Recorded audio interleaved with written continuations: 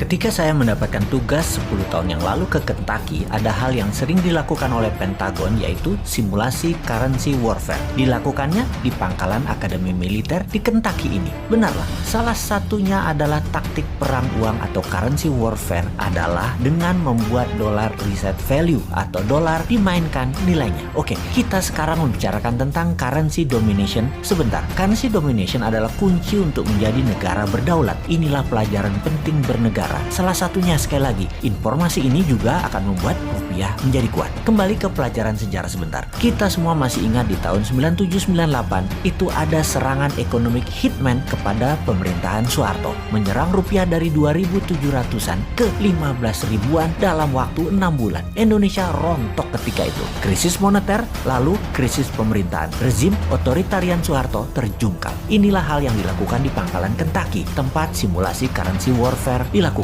Anda, seperti saya kala itu, akan tegang bagaimana simulasi yang mereka lakukan ini semua dengan perhitungan matematik yang rinci, detail, dan jelimet. Mereka melakukannya, sekali lagi, yang namanya dollar reset value. Simulasinya banyak ragam, dimana ketika saya hadir waktu itu, mereka mensimulasikannya adalah mereka menaikkan nilai dolar 30% dari nilai saat ini. Misalnya, 1 dolar adalah 14.500 rupiah, dibuat 1 dolar 20.000 rupiah. Jadi, Indonesia yang memiliki hutang dalam dolar sekitar 450 billion dolar atau sekitar 6.000 triliun rupiah, mendadak dalam sekejap hutangnya jadi 9.000 triliun rupiah. Bangkrut itu pemerintah dalam seketika kalau hal itu dilakukan, yaitu dolar nilainya dinaikkan 30%. Lalu dalam layar simulasi ada nilai currency dolar terhadap 190 negara di dunia. Dilihat apa yang terjadi, bagaimana dengan negara Singapura, bagaimana dengan Jepang, bagaimana dengan negara Eropa, bagaimana dengan Tiongkok, dan lain sebagainya. Menariknya, ketika dolar dinaikkan 30%, Tiongkok tidak rubuh. Cadangan devisa mereka, walau ada dolar, namun gold di Tiongkok kuat dan banyak. Juga yuan dipakai di beberapa negara mitra mereka, membuat Tiongkok kuat. Simulasi kedua, nilai dolar dijatuhkan 50%. Ekspor barang Indonesia dalam dolar jadi hancur. Indonesia rubuh juga. Dalam bahasa Lemhanasnya adalah fail state. Dan hebatnya lagi, Tiongkok tidak rubuh ketika dolar dilemahkan 50%. Simulasi berikutnya yaitu dolar di-cut 80% alias tinggal 20%. Ternyata Tiongkok juga tidak lumpuh. Pokoknya di harga dolar berapapun Tiongkok kuat, bahkan Amerika yang rugi. Menariknya, Indonesia di level turun 20%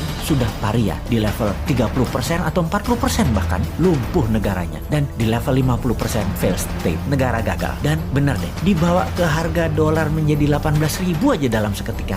Biar pemerintah Indonesia. Sekedar mengingatkan, yang rubuh pemerintahnya ya, bukan negaranya loh ya. Oke, itu adalah salah satu di antara banyak informasi di Kentucky. Apalagi oleh-oleh dari Kentucky, pangkalan dan akademi militernya keren abis. Tempat latihan fisiknya, latihan baris berbarisnya, latihan jungle survivalnya, pelatih-pelatihnya world class semua. Dan ketika summer, anak-anak remaja digojlok di summer camp, dibuat kekinian pusat pendidikannya. Suara musik, bernyanyi, api unggun, sharing, kegiatan olahraga, hobi, semua berubah menjadi tempat yang seru bagi anak remaja dengan disiplin militer yang tinggi. Masuk pendaftarannya bahkan ngantri sampai berbulan-bulan, dibatasi kepesertaan anggota demi hasil maksimum. Sungguh pengalaman di Kentucky tersebut saya akan bawa ke tim camp kita di Millionaire Teen Bootcamp 2021 ini. Lengkap dengan pelatih anggota pasukan khusus yang memang elit dan terbaik yang melatih anak kita. Juga tim paskibraka nasional yang akan membimbing mereka. Ditambah pelajaran bela negara oleh instruktur Lemhanas. Plus yang Millionaire program oleh Bosman. Selamat bergabung.